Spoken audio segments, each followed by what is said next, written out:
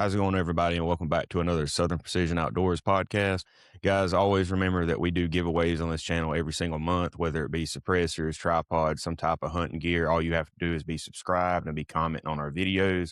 And every single month, one lucky subscriber will be chosen to win something. So today, guys, we are here with Brandon from Diligent Defense and Shane from Southern Precision Outdoors. How you guys doing? Not too bad, Hunter, Shane. How are you guys doing? Pretty Good. well. So, Brandon, how is it being the owner of one of the biggest and most successful suppressor companies on the market right now?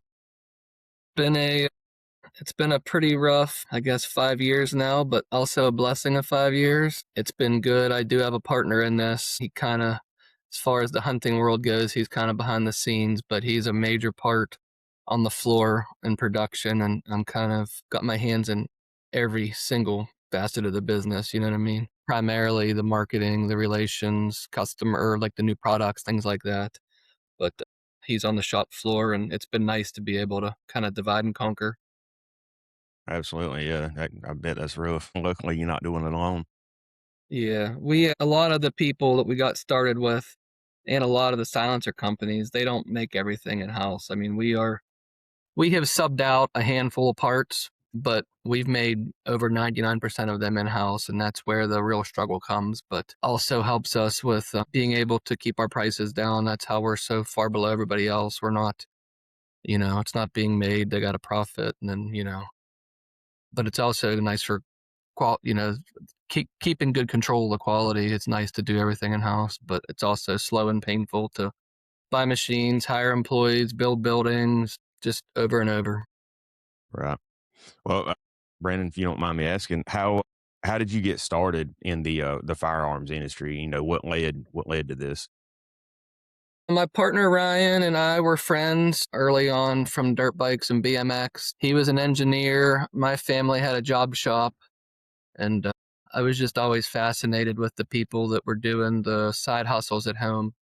I bought a shitty machine on Marketplace, laid it in my garage. At the time, me and Ryan would just Snapchat back and forth, and I started doing some side jobs that were making pretty good money. He bought a shitty machine and started doing the same thing, and the world of solvent traps came about. And basically, we very carefully reached out to Pittsburgh ATF, and they were cool with us operating in the gray area. We did that for a while, and we did pretty good. Me and Ryan are both frugal dudes, and we just kept buying equipment, buying equipment.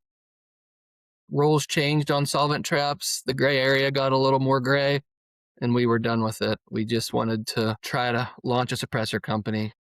Everybody said it wasn't possible without the proper connections, just for two dudes just to step into this world. And I would say timing and the product that we made kind of just sold itself. And we had a lot of help with a lot of people that we met online.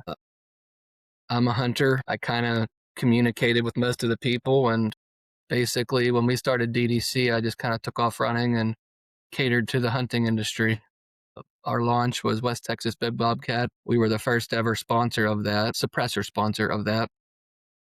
And basically, our products were as light or lighter than anything out there, as quiet or quieter, and 25% cheaper across the board. And our goal is just to never leave anybody hanging and just customer service. And it's kind of sold itself.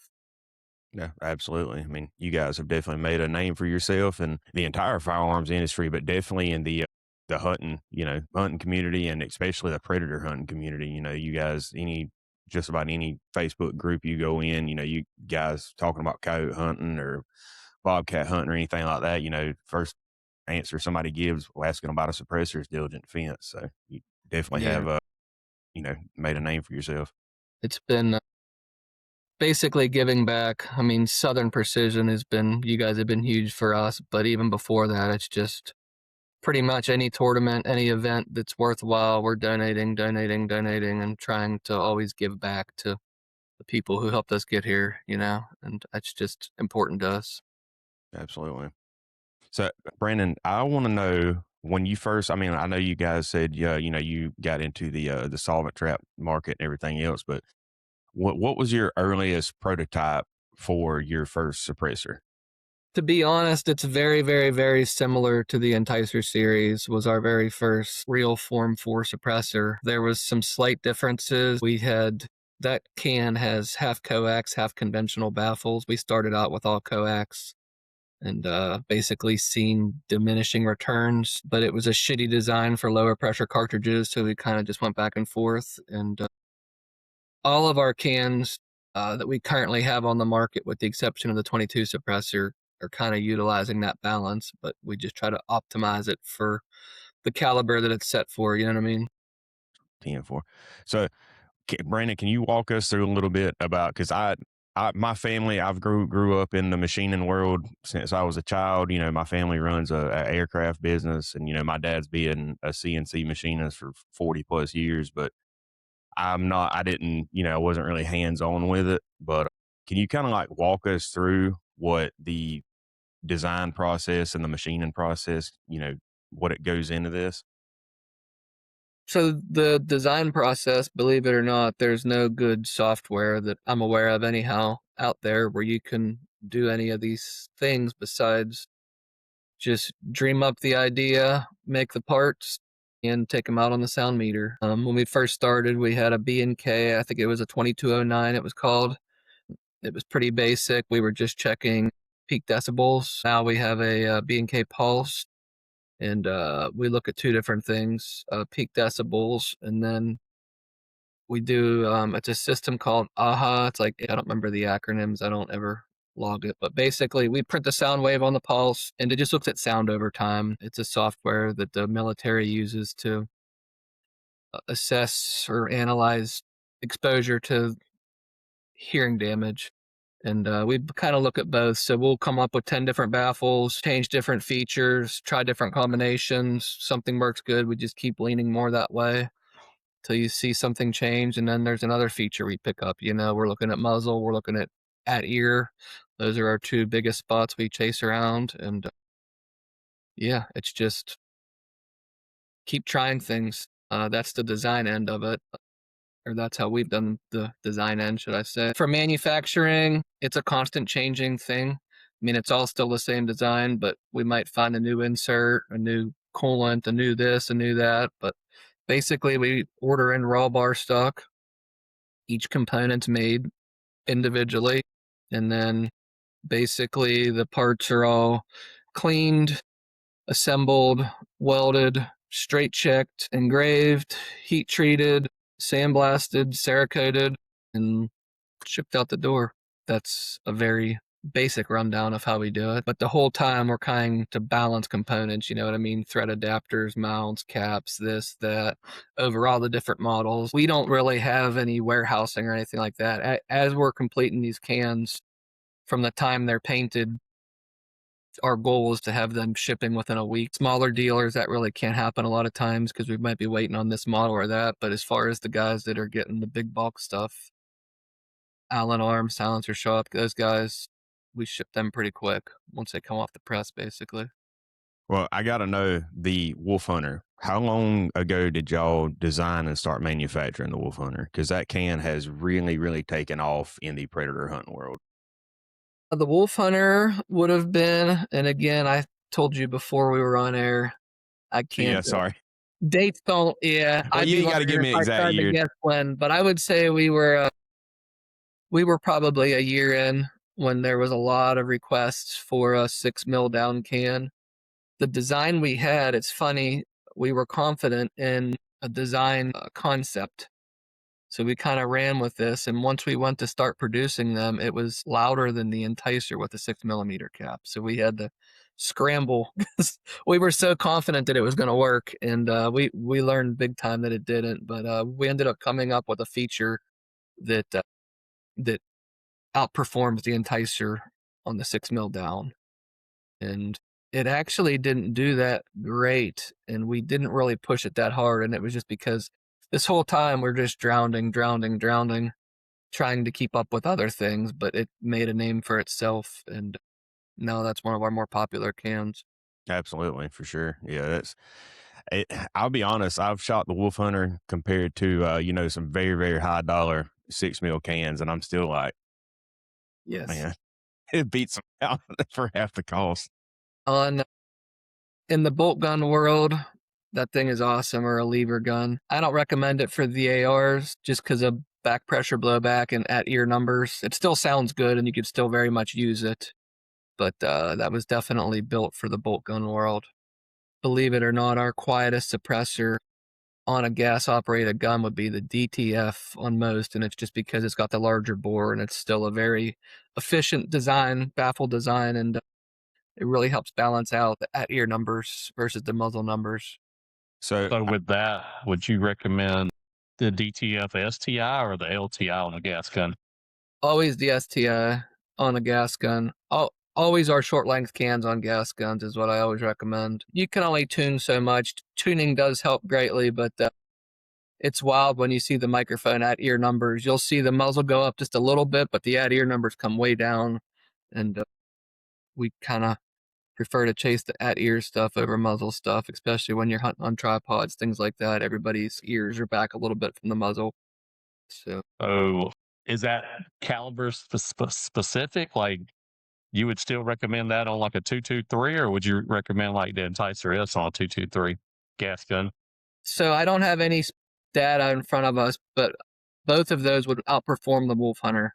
Those are all three the same can length, same can diameter, but the Enticer would outperform the Wolf Hunter on a gas gun, and then the DTF would outperform on both on at ear numbers specifically. Interesting. The muzzles would be down a little bit, but all these numbers we're talking about are you'd be hard pressed to hear with the human ear. So it's not that big of a deal if you bought the Wolf Hunter for your gas gun. It's not like you're gonna pick up 25%. You know what I mean?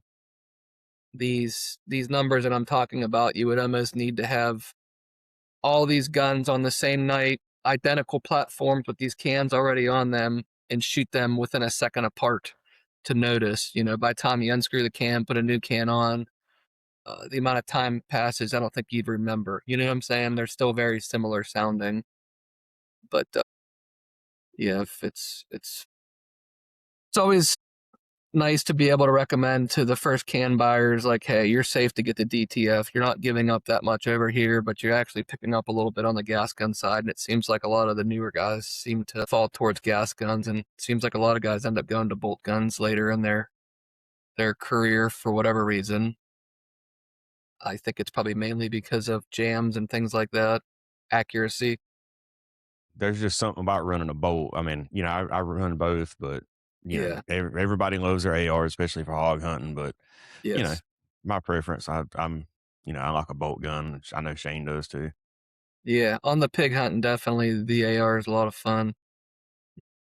My last trip down, I was running 22 arc and 6 arc, and it's hard to replace being able to dump 25 at them that fast. Mm-hmm. So Yes. Brandon, being y'all are in '07, do you guys build any in-house, machine guns that you hunt Yeah, with we or have for a demos? few on hand, and it's definitely a novelty. We use it for a tool though for destructive testing. Like anytime we make a change in anything, typically just a weld adjustment one way or another.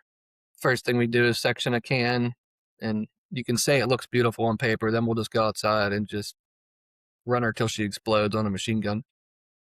Then that's about I guess, the only thing we really use them for. Right. I built one when I first got started, just to say I did. So it's fun to Yeah. have when you're shooting hogs and, demoing stuff for customers and stuff like that. But in all reality, there's really no use for them. So No, no, it's hard to stay on target and just end up with a lot of jams sometimes, depending if you're not very good at cleaning them, because we're not. I, But I'll be honest, man. I know this is, and I know there's a lot of people that's going to say some stuff about this, but my full auto is a full I took a PSA and drilled it, and form two'd it, and I've probably put 8,000 rounds or so, 10,000 rounds through that. And, I clean it every once in a while. And when I say clean it, I pull the BCG out, spray it with brake cleaner and, throw some oil on it and, we're ready to go again. But yeah, that thing, I mean, I don't think his maybe jammed once, maybe twice in all those rounds, and hey, Yeah, the big thing with ours, the selector on it is like a 2-piece assembly, and it comes loose even with Loctite, it seems like. But yeah, we don't shoot it too much, just blowing cans up. well, me and Shane's been discussing lately trying to look for a belt fed upper. I think that would be pretty cool. Yeah, we have a Tippmann Arms 22, one of the hand crank ones that Hmm. we've been dreaming of putting a stepper motor on it and 522 suppressors, but I think I bought it like 2.5 years ago and we still haven't got there. What do you got there? 1022 FRT, Nice. but yeah, I mean, is FRTs legal in Pennsylvania? I believe so. With our license, I don't typically worry about it. Yeah. We have the Taurus TX22 one, but that's the only one we got. But it runs pretty flawless, actually. Yeah, I took one to an event not too long ago, and as long as you're running, good ammo through those, I generally run the CCI standard velocities, and it's about the cleanest ammo I've found. But I ran out of that at that event and went down a couple booths, and not gonna say who, but they gave me a bunch of ammo, and it was a Gila, I think was the ammo, and man, it was like after every 2 mags, I had to pull the gun apart, strip it, and clean it. I mean, it wouldn't run it. Interesting. I'll keep that in mind. I haven't shot mine lately, but yeah, I don't know what we use. Thunderbolt, maybe CCI standards too. Yeah. I got a bunch of Remington. I got thousands of rounds of that Remington ammo, and mine won't run it either. Yeah, But interesting. I got to know. I know you guys have a good many models for selections, but are we going to see a 9 mil or a 46 cal can anytime soon? I've been promising it for a long time, and we've got really, really good designs. And we are our own worst enemy as far as getting cans out. It's just every time we fulfill orders, we get orders falling right behind them. And printing is what we're leaning towards. We've got 8 designs out right now, and trying to basically build a relationship with a company just to get our foot in the door. I'm really, really big on pricing and trying to, I just don't think the $1,200+ cans just, I don't want to do that. I don't want to offer that. So if I can come up with a way to make the parts to get these in production, yes. There's already we've got some 45 cans out there, just prototypes. Josh Shepard, I don't know if you ever watch him on YouTube, Coyote Down. He's got one of them. He shoots on a 450 SOCOM, I believe. And we have 1 or 2 other ones out there, and they're going good. They run right with the can't remember the name of the dead air one. Primal. Primal. Yeah, that's what we tested it against, and we're shorter, lighter, a little bit quieter. But Primal's a good can. So I mean, if sitting with it, that's pretty good. yep, trying to keep everything as affordable as possible is kind of holding us back. Right. And that's just because I can only buy so many machines and hire so many people. You do it all at once and it goes sideways pretty quick. Brandon, what's your best selling can right now? The best selling can, we see changes, and I sometimes think that it's just how we make them. But the Enticer S and the Enticer STI are definitely the biggest movers in volume. But that's probably because we make the most of those. But it's based on back orders. So yeah, the Wolf Hunter is the hardest for me to get my hands on. Basically, we have a spreadsheet of all the raffle winners and things like that, and it seems like a lot of guys, more and more guys are wanting Wolf Hunters, and we are always hurting the most on those, and the Road Hunters as well. So Yeah. serial number wise, the STI and the S, but as far as coming through the shop, getting my hands on the Road Hunter and the Wolf Hunters, if that makes sense to you, kind of the hardest. Yeah. I definitely wish the Road Hunter production was a lot more, because we could definitely be moving a ton of those things. They are insanely popular. Yeah, it seems like they sell as soon as they quit. I'm going to shut my hair off here real quick, making it hard to hear. But yeah, we're definitely the most back ordered on those and have missed the 25-week promise or 25-week minimum, definitely the most, but we're making more of those than ever now as well. It's just slow and painful. I gotta say, I do foresee in the future. I know you guys have already expanded once, and I mean, in my personal opinion, the way things are going for y'all, I really do think y'all are going to be, insanely huge in the near future. We hope that's our goal. Me and my partner both have young kids, and the more and more cans we get out there, the more of an obligation I feel to make sure that we're here for a long time to take care of everybody. So we definitely don't have any plans on going any other way but up. Just trying to do it smart. We've started doing bar feeding. We had some tolling life issues there for a while, and we finally got some stuff figured out to where we're able to keep a handful of machines running 24/7 now. So that's been a big improvement, and we will keep pushing more and more that way, just because our employees are awesome, but it's been a lot of struggle to get there. You know what I mean? Hmm. Training guys up and finding the right people has been a real challenge. Absolutely. So Going y'all from built the new shop and added new machines. How much extra capacity did y'all gain by doing that? it's kind of hard to just say that because we're constantly improving on our processes, but I would say we've probably doubled our capacity right now, and there's still room to go with our current space that we've got. So we have another machine. I wired the money a few weeks ago. It's coming out of Arizona. It should be here any day now. Basically, we have this will be the third machine running blast chambers, and it's kind of wild as we grow. If you buy another blast chamber machine, you need to have this many more supporting machines to make the thread adapters, the end caps, the baffles. So it's like you improve over here. It's just constantly floating because our machines will typically run the same parts. You know what I'm saying? It's one machine runs one or two parts, and that's it. Hmm. Well, I mean, smartest way to go, so you don't got to keep retooling. Yep. Don't got to keep retooling. It's an easy switch over. It's typically just grab a different program, different material. And like I said, we're constantly improving our processes inside. It's just less scrap and just trying to make more and more. Yeah, we're up.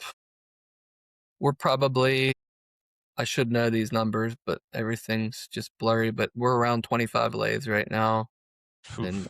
4 mills. I think we're over 15 guys right now. We keep kind of hovering back and forth. Had some people not work out, just picked up another guy. So One day, I mean, if you're cool with it, I'd really like to get the opportunity and come see you guys' shop and maybe do a little video for you guys doing, showing the manufacturing process. That'd be great.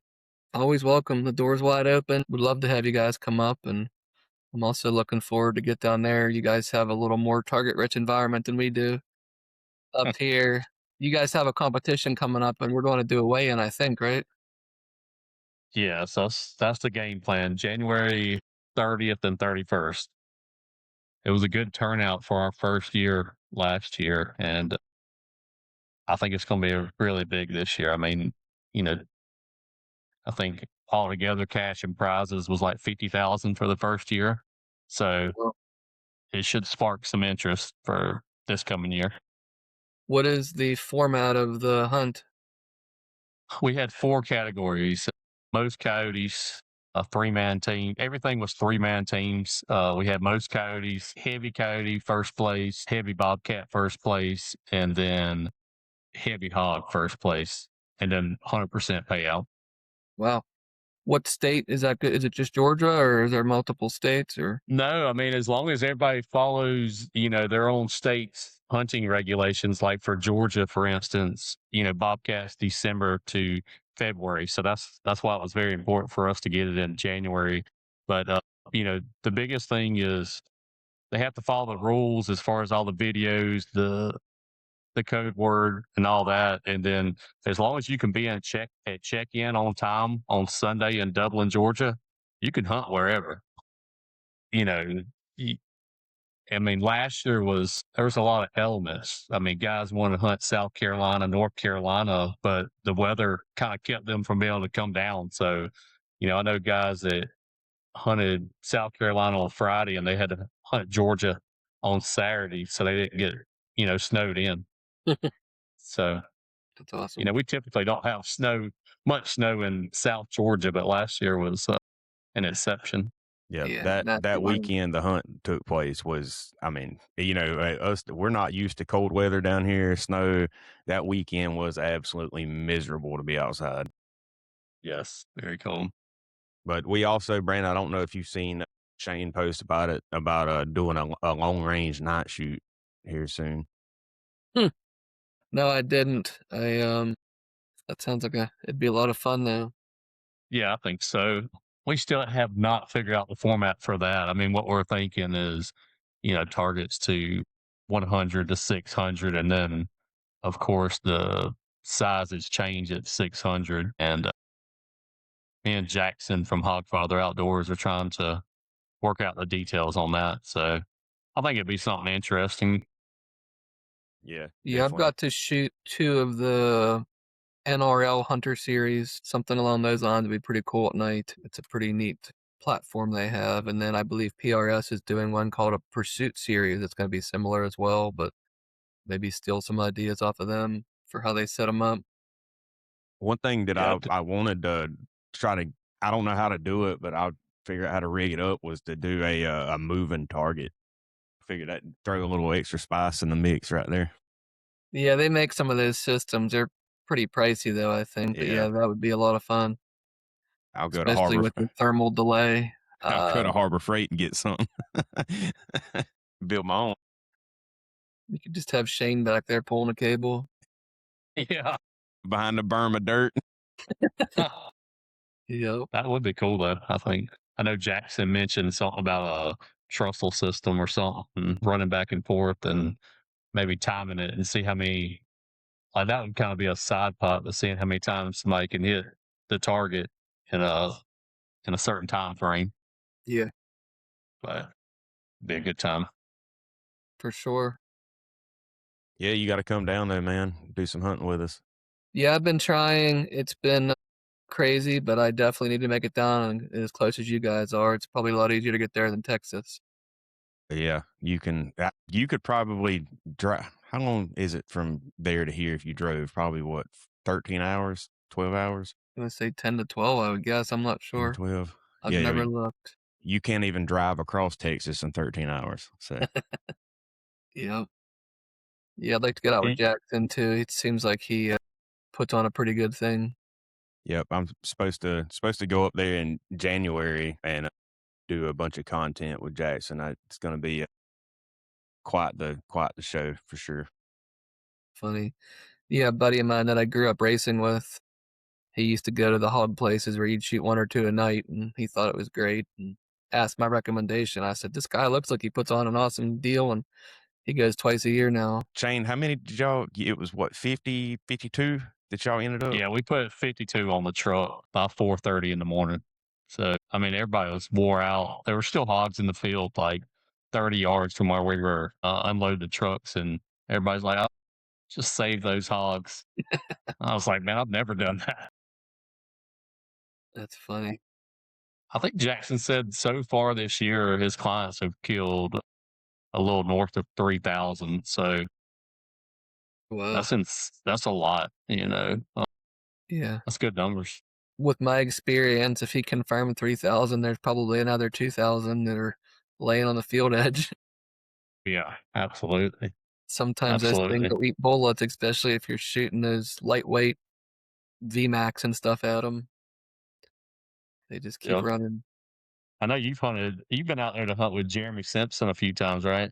Yep, I went with him once. It was a wild night, and that was where I learned about the, bullets. I was shooting 75 grain VMAX out of a 6 Creed, I believe, and for every thump I heard, there was it was like 1 out of 4 would fall. My last trip, I was shooting a 22 Creed with the 80 ELDXs, and I think it was every single pig I hit dropped. Yep.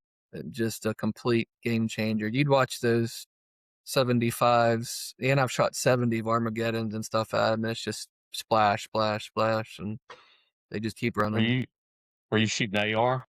With Jeremy, now I was running a bolt gun. which was also a bad idea. He put you on some pretty big groups. I had some big magazines, but still, working a bolt's a little more time consuming. Yeah, we went out, I think it was last July out there, and everybody took bolt guns. We were just going to coyote hunt, and every single field full of hogs coming to the call. And I was like, man, this is rough. Of course, you go out to coyote hunt, and all you see is, I think we saw about 400 hogs in 8 hours. It was insane. Wow. Yeah, we kept seeing the coyotes at night. It was the night we went, there was snow on the ground. It got warm, then it got cold again. So you had that half inch of loud ass crunchy ice on top. And we were struggling like heck to get close to groups of pigs just because of that. It was a bright night. It was white out and the crunchiness. So, but the coyotes were everywhere, and it was kind of the opposite of what you're saying. You'd be stalking this group of pigs and just there's coyotes all around you, and it's like, man, I just want to shoot a dog. And it's like, we've been driving an hour trying to find a group. Let's shoot the group of pigs. But Yeah, yeah, he went hard for us. We didn't come home till the sun was up, and I don't know how many miles we covered with no headlights on, running 50, 60, 70 miles an hour with the towel over the dashboard. It was a pretty fun experience. it is. He puts on a good show. Jackson puts on a good show. It's always fun times. Yeah, I'm looking forward to get down and trying it down in Georgia. So how's your coyote population up there? Do you do much of that or? Yeah, it's been, well, I've been doing less and less. One, because of kids and business, but two, our numbers. I've been out probably a half a dozen times this summer, shot two. And when I say shot two, me and my buddies, and I think we've seen one other one. I mean, it was 2, 3 years ago. Every time you turn a call on, it was 5 groups around you. I'd like to take credit for it, but I don't think that's the case. I think there's something going on with the numbers. Our deer numbers are way up and coyote numbers are down. And I don't know if it's from people thermal hunting. Somebody was saying something about limes taking over. I don't know what's going on though, but definitely looking forward to getting back into Texas to hunt them because our numbers have been trash, at least in my spots. Well, summertime hunting, it's generally more difficult, and you don't call in as many coyotes, and this is my opinion, but summertime is my least favorite part of the year just because of the calling, and it's hot, you got snakes everywhere, and it's just it's. I don't do much hunting right now. I mean, every now and again we'll go out, but it, Yeah. when fall gets here, that's when everything still or tightens back up. We'll get Yep. back on it. That's when I notice it probably in September. It always picks up for us. And that's when those cold nights just kind of something about it gets just, I don't know, makes you want to get out there and go hunting. Mm. There's certain areas of Pennsylvania that have a higher fox population than coyote, right? Yep. Yep. Out east is just all fox. And I think even around State College and where Fox Pro is, I think they're in Lewistown, PA, but big fox numbers over there. We get a nice mix of grays and reds here, and you'll see areas that are low in coyotes always have foxes, it seems like. But it's hit or miss on whether it's going to be a gray or a red. Our uh, our bobcat numbers are coming up too. I got my first one here locally last year. We're only allowed one per season, and there's a season on it and everything. But I picked up. I've been running trail cams around my house since '07, and I got my first bobcat on a trail cam this past wintertime, and just been seeing more and more tracks around, and more and more people getting them, trapping and things like that. So we're excited for that. That's what kind of spoils me when I go out to Texas is, there's no season on pretty much any predator. If you see a bobcat, you shoot it. Hopefully it wasn't, the one that's going to win West Texas big bobcat. And, Yeah, you know, everything's kind of open season out there. yeah, they're definitely got it. They got it nice for that. Yeah, the pigs, coyotes, all that stuff is just is kill as many as you see or want. Like Shane said, our season for bobcats is December through the end of February, and yeah, we don't have a limit on how many you can take, during the season. But and our fox is same season as bobcat; they group those in together. But I I've I've never seen a ton of foxes down here until last year. Last year, we killed the most amount of foxes that I've ever even seen in Georgia. Like, I don't know what the reason was, but normally we kill, a really healthy amount of bobcats. And this past season, it was all fox, Grays or reds or both? both. Generally more grays, but a little mix of both. Yeah, for whatever reason, it seems like the Foxes put out a pretty good show at the thermals normally. They do. Yes. I've got several videos, like I said, and I don't know. There's something about a bobcat that I really appreciate, and a fox is just 90% of the time I'm gonna let a fox walk. That's just I just don't really care to take them out, but I really enjoy watching them through a thermal because you can get a fox is a very curious animal, and you Mhm, can get those guys. I mean, they'll put their nose right in the call, so you can get mhm. some. I've got some really really great footage of some fox. Yeah, and then sometimes when you do touch the trigger, it's just like a fireworks show of Yeah, yeah. yeah, there's some foggy nights where you're questioning whether it's a fox or a coyote, if you're not close, and it's like, well, they're both in season, and you pull the trigger and see the explosion, it's like, "Oh, that was a fox." Yeah. Yeah, I got one last year at probably 40 yards with the Bolt 60, and, shot it with the 90 grain VMAX with a 6.5 Creedmoor, and I mean, it just obliterated it. Yeah, that's a lot of energy. But what, Good uh, what times. what caliber are you currently using? What's your favorite? I was on a 6 Creedmoor for, like, 4 years, and, I really enjoyed that rifle, and I just changed up to the 22 Creedmoor for no other reason than just to try something different. I was shooting a Q-Fix for the longest time. I liked the chassis, I liked the bolt stroke, but I had some other issues that I just didn't care for on it. Running a custom rifle now, the Terminus, a Light tie, receiver, proof barrel, I think it's an 18-inch, maybe 20. I don't remember, I should remember, but I'm building a couple different guns. Running the 69s right now, the Hornadays. Not overly impressed with what I've seen, but I've not shot enough animals with it to tell you that it's the bullet or if it's something else. But it's been a super cool cartridge. Well, I don't know if you've heard much of Mr. Larry Archer. I know you're, not local, but he builds fantastic precision rifles for, bench rest shooting and predator guys. But Shane's got one, Michael's got one, and I'm gonna have to get him to build me one. But I'm leaning more towards the 25 Creedmoor now. I had one, and it was a factory gun, but I enjoyed it. I think it's got some really good speed to it, and it's still got that energy behind it. Just, I personally, I think it's just a little bit better than the 22 Creed.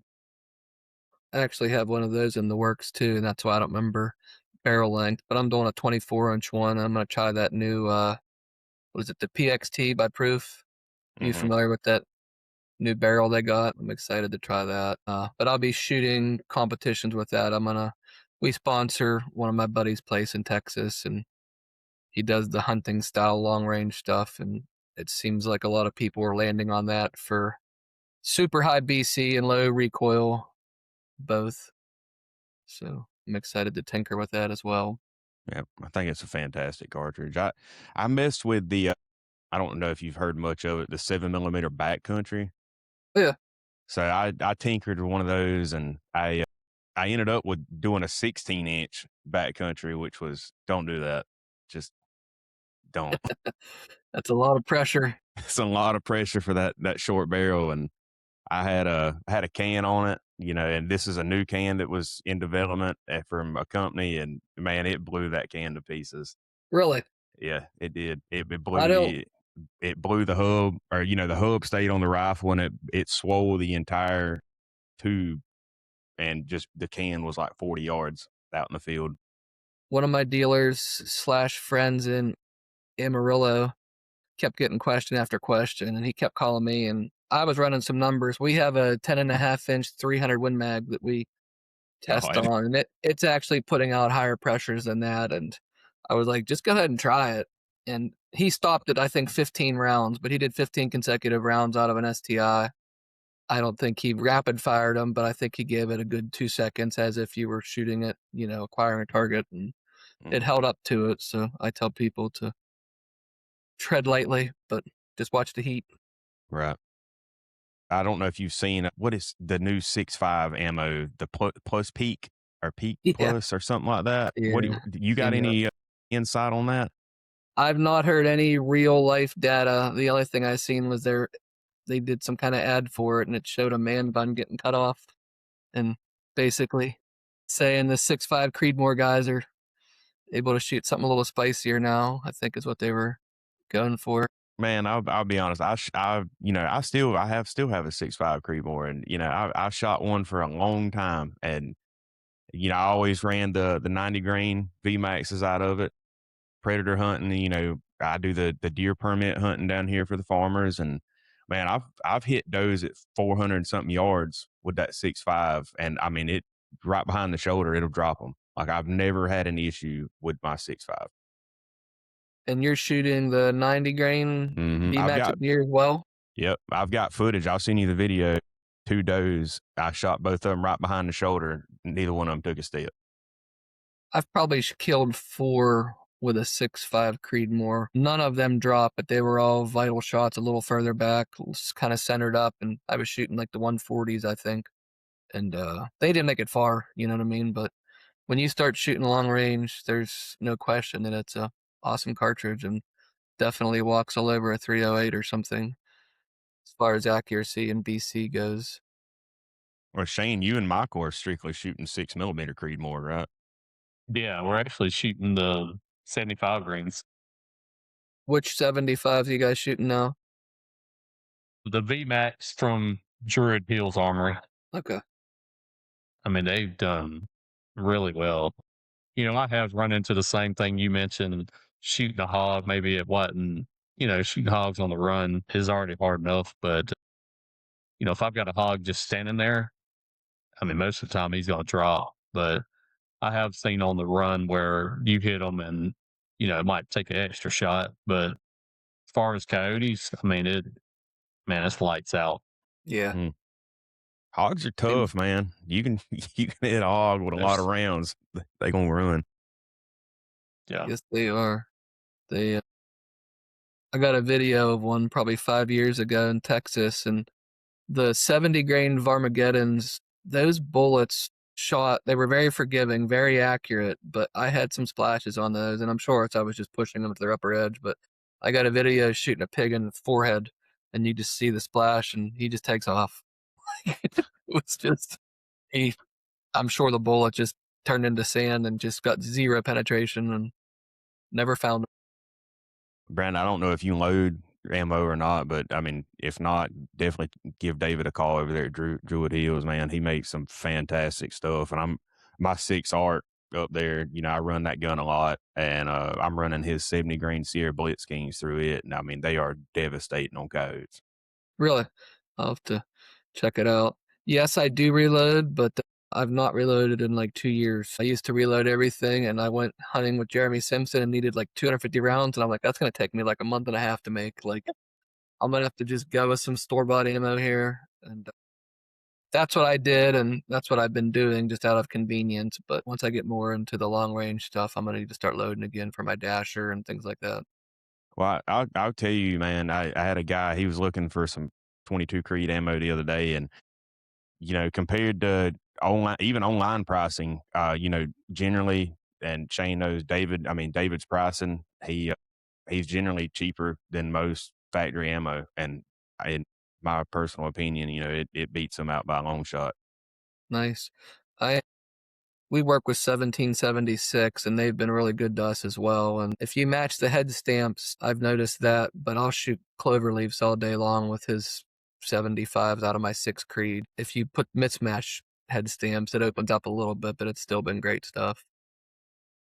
But kind of got away from the 6 Creed and been messing with the 22 Creed. So, I think you'll really enjoy the 25 Creed when you get your hands on it. what are you shooting out of it for Yotes? God, I don't even remember. I had to find my ammo box. It's they're Hornadies. I cannot remember the grain weight off, but I believe they're the Hornady V Maxes. I don't know. I haven't seen that David offers any of those, and I don't know anybody really that's reloading 25s right now. Yeah, I know a lot of the long range guys are shooting burgers out of them, and they're 140s or 143s or something. I don't remember. I've not bought anything yet. Mine definitely aren't that heavy. They were way lighter than that. I'm a lighter grain, especially coyotes. Now, if I'm hunting hogs or deer, I'll step up my grains, but hunting coyotes, I'm generally, what's got the most speed to it. Yep, me too. Just like shooting lightning bolts. Yeah. Don't have to just hold the top of the back when it's far away Yeah, for the most part. exactly. Shane, you got some questions you want to ask Brandon? Yeah, you asked about a pistol suppressor. You got anything new coming down the line, Brandon, that you can discuss? Any flow through can, anything you're thinking about? So we've got really good prototypes on all of these. The flow through stuff, we've got, I believe, 8 more right now at the printer. My partner Ryan's been working on that with a gentleman, so I don't know the exact, but we just keep trying. We've already had some printed. They did not perform that well as far as the flow through stuff goes. We have a fabricated duty can. It's got reduced back pressure. It's testing really well. I've got it in the hands of some state police and game wardens, maybe working on some contracts with them. It might have a place in the pig hunting world as far as the guys with the ARs, but it's more duty built. It's one of our heavier but less back pressure, but it's all conventional. It's not, I wouldn't call it flow through, but it's way lower back pressure than the stuff we offer now. 9 mil can, we have a really good prototype, and again, it's just constantly balancing orders and current commitments and need to just scale slowly or have them printed, one or the other. And we consider, if we're going to go down that road, we want a good relationship with somebody that we trust as far as printing goes and things like that. I don't want to just, there's a half a dozen shops out there, and I just want to make sure whoever we're working with we feel good about, and we're still working through those things right now. A question for myself, and I probably should know the answer. Stainless versus titanium, you got to entice the rest versus STI. Is there any difference in sound suppression, or is it just weight? I call it just weight. People say they hear a different tone, and on a sound meter, they look almost identical. But some people claim that the stainless has a deader sound to it. I'm one of those people. I think that I can hear it, not a sound, not a decibel difference, but the tone of the can. I get why people say that, because I generally think that there's a difference between the two. When I was like 14 or 15, I got a Smith & Wesson 44 Magnum handgun, and I just thought it was hilarious how loud it was, and just to show everybody how loud it was. And I think I'm paying for that today, because a lot of them sound the same to me, you know what I mean? And people who didn't do that to themselves, like my partner, for example, will be test shooting something and not wearing hearing protection, and I'm like, that sounded really good. He's like, I'm ringing. And I'm like, really? It's just probably because I damaged my ears already when I was young and dumb. Man, Shane, we were out at the range a while back, and I brought a 50 out there for a couple guys to shoot, and I had my muffs on, and somebody was talking, so I took my muffs off, and I was talking, and I hopped back on the gun and fired, and man, as soon as I did, and we were under a shelter too, so it was even worse, and it was like a cold chill just went over my whole body, and like, man, it was awful. And I looked at Yeah. Shane and I was like, "Yeah, tell me my muffs are off, man." Yeah, it's a scary feeling, especially when you get a little bit older. You Yeah. start to really want to protect those things, your vision and your hearing. That's all I've got. I got one more question. I'll save it to the very end. But you got anything else, Hunter? Nah, he's pretty much hit the nail on the head with all the answers and the manufacturing and everything else. But we need to get him down here pretty soon to do some hunting with us, though. Yeah, these cold nights have my trigger finger itching, so I'm looking forward to it as well. I've got one trip planned in the beginning of October just for a long weekend, and that'll be my first just for play weekend. Probably since we started, everything else we do, I try to double it up on something we do for a dealer or something, some kind of event we sponsored. I'll try to make my stay a day or two longer and make sure I get out and shoot something. Speaking of sponsorship, we appreciate all your help on everything y'all help us with, tournament, giveaways, whatever it is. I know every time I talk to you, you mention giving back, and we just want to say thank you. We appreciate it. Thank you guys. You've been a huge thing for us as far as all the guys you bring to the table, and we enjoy working with everybody. And you guys are moving a heck of a lot of product for us as well. And I don't know if you know numbers or not, but you're up there pretty high on our list as far as dealers go. Good. We appreciate you. Well, Brandon, I mean, like you said, when it starts getting colder, you should definitely come down in January, man, when we do that competition. I think you'd have a great time down here with that. Yeah, for sure. Talk to Jackson too. I've dealt with him a bunch and would like to meet him in person as well. And I don't know. I've seen sometimes some of those guys Jeremy Simpson will do it where during the West Texas Big Bobcat, you can go hunt with him and then you can actually compete in the tournament. I'd love to compete in it if it was an option, or if not, hunt the day later or something. Yeah, you should be good to hunt in it. Get you a team together and go give it a whirl. Yipper. But yeah, hopefully we've been taking good care of you guys, and Ashley's doing good at getting you guys cans. Yeah, she does a great job. She likes to hunt herself, right? She likes to shoot She pigs. she loves to shoot guns in general. Shooting pigs is fairly new for her. She really enjoys it. Picking up targets in the thermal she needs a little more practice on it, but she's doing really good for the amount of experience she has behind a thermal. But we'll shoot a lot in the driveway just on tripods. I got targets strung all over my house and just like the plink. So that's been big for her too. But yeah, it's fun. And hopefully when the kids get older, we'll get a little more time to do it. How old are your kids? 12 and 7. So And they're involved in a lot of activities. I've got 2 girls, 8 and 7. I've got a 3-year-old boy, and I've got another boy be here in December. You guys are busy then. I'm done though. You can rest assured. I'm done. Yeah, I made that final like 5 years ago as well. Yeah. But yeah, it's fun though, man. My girls, they're getting where every time, I do a lot of doing this thermal content and everything else, and during the summer when I was doing it, they wasn't in school, so they'd go out with me. They always want to go and just play around and do everything with me, and I can't wait till my son he gets a little bit older. I'm gonna try to get him into into PRS shooting and stuff like that. But I don't know, man. Kids are fun. It's been a blast. Yes, they are. Yeah, we got 2 girls, and when we first got married, we said we were gonna have 2 boys and be done, and that's what we were blessed with. And 2 kids was a good number for us, and it's been a lot of fun teaching little girls to do the stuff I got them doing as far as one wheels, dirt bikes, bicycles, guns, bows, fishing. Like they could compete with most boys their age in those types of activities. It's been pretty cool. Awesome. All right, guys. We appreciate everybody for watching today. Hopefully you guys learned something and got some experience talking to Brandon here and learn a little bit about Diligent Defense and what sets him apart from the rest of the competitors out there. But we appreciate you guys for watching and hope y'all have a good day. Take care. Thanks for having us.